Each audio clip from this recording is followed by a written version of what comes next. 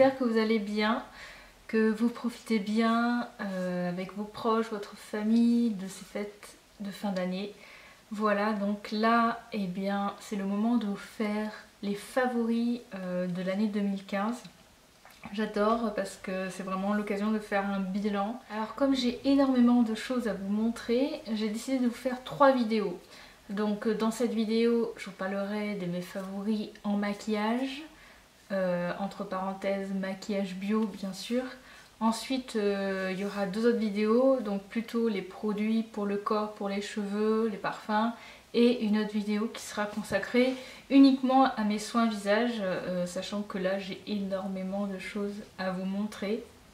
Donc voilà, là je vais commencer par le maquillage. La très bonne nouvelle, c'est que je me rends compte que de plus en plus je suis en train d'utiliser que du maquillage bio naturel, parce que tout n'est pas labellisé. Mais en tout cas par rapport aux années précédentes, je me rends compte que voilà, je n'utilise plus pourtant des marques favorites comme Nars, comme Laura Mercier, Bobbi Brown. Enfin voilà, c'est vraiment même MAC, je n'utilise plus du tout. Je pense d'ailleurs que cette année où il faut vraiment que je le fasse, je vais vraiment faire une grosse vente et ça sert à rien que je garde tout mon maquillage d'avant parce que voilà, c'est inutile et je l'utilise presque plus. Alors bien sûr je finis certains produits, surtout les produits teints, comme j'ai encore ma poudre Bobbi Brown, j'ai encore des crayons, des eyeliners, mais voilà, je suis vraiment passée, on va dire, en grande majorité sur du maquillage bio. D'ailleurs j'avais fait un article il y a un moment où je racontais un peu comment j'en étais arrivée là et vraiment aujourd'hui ce que j'utilise quotidiennement en bio. Comme par exemple le teint, parce que c'est vraiment ce qu'on met sur la peau et je supporterais plus aujourd'hui de mettre un fond de teint classique avec des silicones. Enfin voilà, c'est clair que je reviendrai jamais en arrière. Et la bonne nouvelle, c'est que de plus en plus on trouve tout ce qu'il faut en bio ou en naturel. Alors on va commencer par le teint. Et donc en 2015, il y a 2 produits de teint dont je suis absolument fan. Sachant que l'année d'avant, j'avais découvert la crème de teint Kervice. Donc là, je ne vais pas vous en reparler, mais c'est toujours un coup de cœur. Mais cette année, j'ai trouvé 2 autres fonds de teint qui me vont vraiment très très bien. Donc le premier fond de teint, ça ne sera pas une surprise, c'est le fond de teint Gressa, donc Gressa Skin. Je vous avais fait une vidéo vraiment où je vous montrais le rendu. Donc c'est un fond de teint qui est totalement liquide et c'est ce que j'adore sur ce fond de teint. Et je trouve qu'il peut avoir vraiment une très bonne couvrance. Son seul défaut, c'est qu'il faut avoir une peau parfaite pour vraiment l'apprécier. Dès que je commence à avoir des zones de sécheresse, je trouve qu'il ne me va plus aussi bien. Voilà, il accentue justement ces zones de sécheresse. Par contre, dès que vraiment ma peau elle est bien hydratée, bien nourrie, là je trouve qu'il est vraiment génial. Et ce que j'aime, c'est qu'il est très très facile à appliquer et il en faut tellement peu. Je sais que on peut en mettre beaucoup, plusieurs gouttes. Moi je mets une seule goutte parce que je recherche pas non plus à avoir une couvrance extrême, c'est juste pour unifier mon teint. Et voilà, il est vraiment parfait. C'est un fond de teint, je trouve, qui n'a rien à envier à des fonds de teint conventionnels. Il est pas donné à l'achat, mais il vaut vraiment vraiment le coup. Et le deuxième fond de teint dont je voulais vous parler, c'est le fond de teint Dr. Oshka. Donc c'est la version qu'ils ont sortie, il me semble, en début d'année. Là je l'ai en teinte 03. Et du coup c'est le fond de teint que je mets quand justement j'ai une peau qui est un peu... qui n'aime pas genre justement le fond de teint Gressa Skin ou le fond de teint Kervice quand j'ai une peau un peu plus sèche. Celui-là en fait il me va parfaitement, il est beaucoup plus hydratant.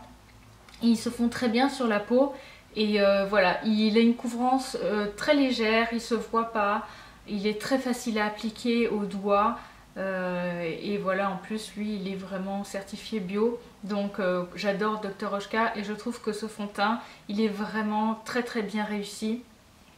Donc voilà les deux favoris en fond de teint. Donc il y a le Dr. Oshka et le Grey Skin. En anti-cerne, eh ben, je vais pas vraiment vous parler de découverte parce que pour moi c'est toujours le cover-up de RMS que je ne lâche pas.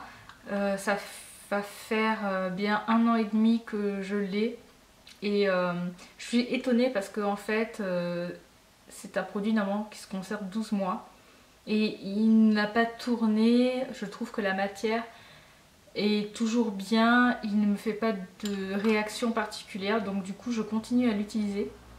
Sachant que ça m'arrive aussi de l'utiliser pour mon teint, parce que du coup j'essaye un peu le plus vite le finir. Et avec la poudre MRS dont je vais vous parler juste après, c'est parfait. Donc ça par contre ce n'est pas une découverte, mais c'est toujours un favori. Pour poudrer mon teint, pour fixer mon anti-cerne et aussi en base à paupières, j'adore la poudre RMS, donc c'est la Tinted On Powder que j'ai en 0,1 et cette poudre elle est vraiment bien. La seule chose c'est que elle peut être quelquefois un peu asséchante, donc pareil, il faut avoir une peau parfaite, mais ça va encore, je trouve que c'est pas non plus, on n'a pas une sensation vraiment désagréable. Après c'est une poudre libre, donc c'est vrai qu'il faut prendre le temps, voilà, de en mettre dans le couvercle et après de tapoter avec son pinceau pour s'en mettre.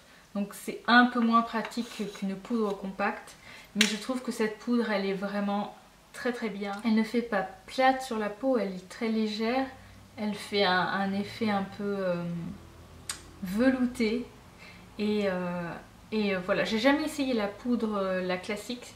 Ça c'est la classique qui est toute blanche, ça c'est la teintée et elle rajoute quand même une petite couche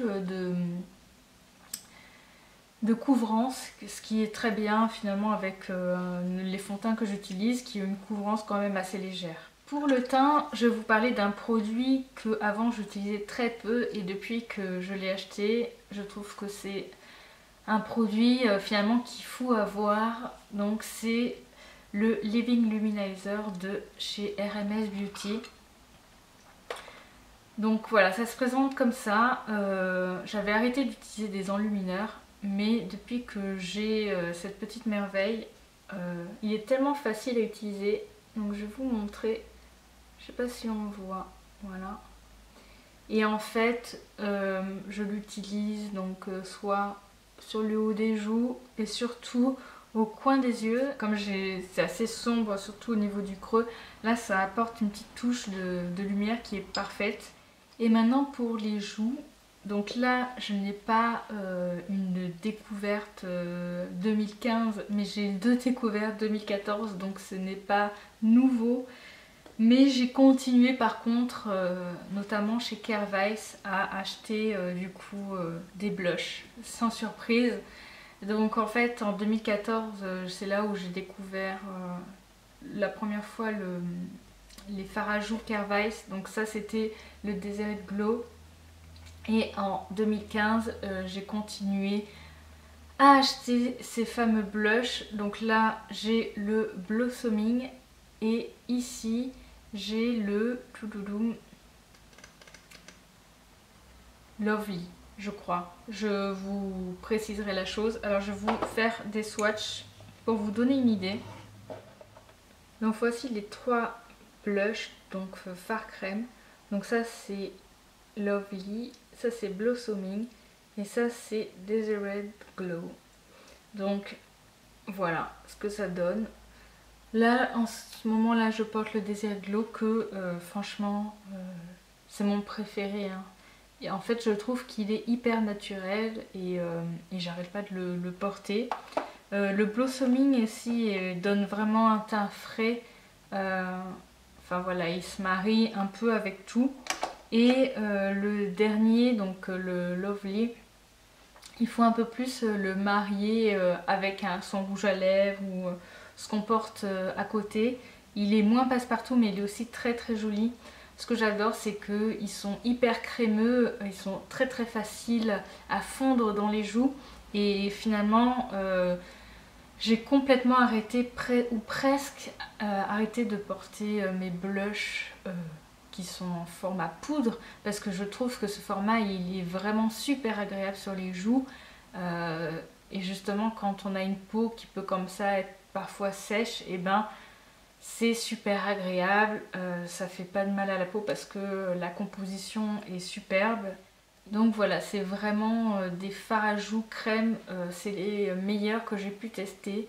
Et donc quand même un autre que j'adore et dont je vous parle très très souvent, que j'ai découvert à la fin de 2014. Donc c'est les Volumizing Lip and Cheek Tint de chez Tata Harper. Et donc pareil, ils sont hyper crémeux. Et je vais vous faire pareil un swatch à côté. Donc celui-là il est un peu plus orangé. Il est là par rapport au Kervice. Voilà. Donc les fards à joues crème sont vraiment géniaux. Alors pour les yeux, c'est quand même une catégorie où j'ai du mal à trouver vraiment satisfaction au niveau de ce qui est fait dans le bio ou le naturel. Mais j'ai quand même fait une belle découverte, donc vers, je sais plus, au mois de septembre ou d'août. C'est la marque Ungrotel et j'ai complètement flashé sur un fard à paupières. Donc je vous l'ai déjà présenté. Donc ça c'est le Bark numéro 1 et voilà la couleur. Et en fait je le lâche plus depuis que je l'ai acheté, je l'adore. Et voilà la chose. Bon. Donc je trouve qu'ils sont quand même très bien pigmentés. En tout cas le marron là il est très très joli. C'est un satiné et je trouve qu'il est très facile à porter. Enfin, en plus moi j'aime beaucoup cette couleur marron que je mets comme ça juste au niveau du ras des cils et c'est juste parfait. En fait maintenant je revendre toutes mes palettes et juste garder ce fard à paupières, clairement. Pour les yeux et pour les cils en particulier, j'ai essayé pas mal de mascaras bio cette année. Et donc mon préféré c'est le Kervice. Donc là je vous montre dans sa boîte, c'est super joli. Ce que j'aime avec ce mascara, qui est vraiment tout petit, je vous montre la taille, c'est que c'est un système rechargeable. Donc j'ai acheté une nouvelle recharge que j'ai pas encore utilisée parce que là je finis donc mon Zao Makeup. Donc bien sûr on rechange aussi la brosse. Donc c'est vraiment, on enlève la partie métallique et hop on insère le nouveau mascara. En fait je me rappelle que quand je l'ai acheté au départ je trouvais que la matière était un peu trop fluide. Et au bout de quelques jours, il a commencé un peu à changer et à devenir un peu plus épais. Et là, il était juste parfait. Donc quand je mettais une couche, je laisse un peu sécher. Après, je remets une seconde couche. Et là, ça me fait quand même, je trouve, une jolie frange de cils. Il est mieux, en tout cas, que tous ceux que j'ai pu tester parce que je trouve que sa tenue, elle est vraiment excellente. C'est-à-dire que j'ai pas du tout le mascara qui coule au coin des yeux, enfin voilà, dès que je l'applique. Il faut un peu de temps pour l'appliquer, il faut mettre plusieurs couches, mais une fois que vous avez mis au moins 2 couches, je trouve qu'il est vraiment parfait. Donc pour moi c'est vraiment pour l'instant mon mascara préféré parce que il est rechargeable, il a une excellente tenue et je trouve qu'il fait quand même un certain volume. Bien sûr, il n'a pas le volume de mascara conventionnel, mais je trouve que c'est pas mal. Et enfin, la dernière catégorie, celle où j'ai, je pense, le plus de produits, ce sont les produits pour les lèvres. Alors là, j'ai 3 marques à vous présenter, donc 3 catégories différentes en maquillage bio. La première, ce sont les rouges à lèvres Absolution. C'était en début d'année, ou je crois en fin d'année dernière, j'avais participé à un Kiss Kiss Bank Bank donc pour faire des rouges à lèvres avec une très très bonne tenue. Et du coup j'avais pris toute la gamme de rouges à lèvres. Et là je vous remonte en fait 3 rouges à lèvres. Donc là c'est le numéro 19. Au milieu c'est le coquelicot numéro 16. Et le premier, c'est le que je porte le plus souvent, c'est un bois de rose et c'est le numéro 11. Je trouve que ce sont les rouges à lèvres bio naturels qui ont la meilleure tenue, en tout cas de tout ce que j'ai pu tester. Alors avant j'étais fan des crayons à lèvres de chez Nars et maintenant j'ai découvert la marque Ilia et je suis complètement fan de ce format. Alors j'en ai deux et les deux sont vraiment des favoris. Donc le premier c'est Dress You Up. Je vais vous faire un swatch. Et le deuxième c'est Karma Caméléon qui est juste magnifique. Surtout dès que les beaux jours arrivent, vous allez voir la couleur. C'est vraiment, je pense, mon préféré chez Ilia. Donc voilà. Là, vous avez donc Karma Caméléon et ici Dress You Up. Je vous montre parce que la couleur, je sais pas si elle rend bien. Donc c'est un corail. Il est vraiment super joli. Je trouve que les packaging sont très bien réussis.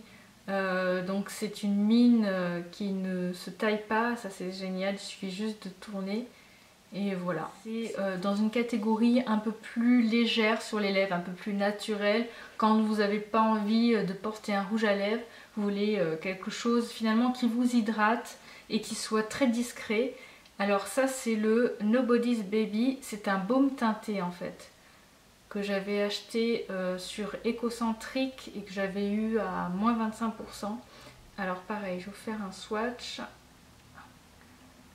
Donc là c'est vraiment très très hydratant et ça fait juste le nude parfait en fait. Voilà, il est là. Et enfin, la dernière catégorie pour les lèvres, c'est un gloss, sachant que je ne porte presque jamais de gloss. Et depuis que je l'ai acheté, et ben pareil, c'est le produit que je garde dans mon sac à main et que je ressors tout le temps. Donc c'est la marque, pareil, Ungrotel. Voilà la chose. Et je trouve que la couleur, c'est un peu un brick et elle est juste parfaite pour là, la saison. Donc bien sûr on est sur une texture un peu plus brillante, gloss, mais il est très bien pigmenté. Le voilà. Et il a quand même une bonne tenue pour un gloss. C'est vraiment, je trouve, le gloss parfait parce que il n'est pas collant, il est très bien pigmenté, il sent bon, il est bio. Donc voilà, on arrive quand même à trouver des rouges à lèvres avec de très jolies couleurs dans le maquillage naturel bio. Alors attention, il faut savoir quand même que quand vous avez des couleurs très très flashy, ce n'est pas naturel. Il y a quand même des colorants azoïques dans certains de ces rouges à lèvres. Donc si vraiment vous vouliez quelque chose avec une composition nickel, nickel, nickel, voilà. Ne prenez pas un rouge à lèvres avec une couleur flashy. Les colorants azoïques, j'en avais parlé dans un article, donc justement sur les rouges à lèvres Absolution. C'est vrai que je préfère quand même mettre des rouges à lèvres comme ça, donc même s'ils sont colorés flashy, plutôt que des rouges à lèvres classiques, conventionnels, comme n'importe lesquels, hein, chez MAC, chez Nars, etc. C'était tout pour le maquillage bio, j'espère que ça vous a plu. N'hésitez pas du coup à me mettre vous aussi vos favoris en commentaire en ce qui concerne le maquillage bio ou naturel. Je suis toujours friande de découvertes, mais bon, pas trop quand même parce que après c'est juste trop de tentations.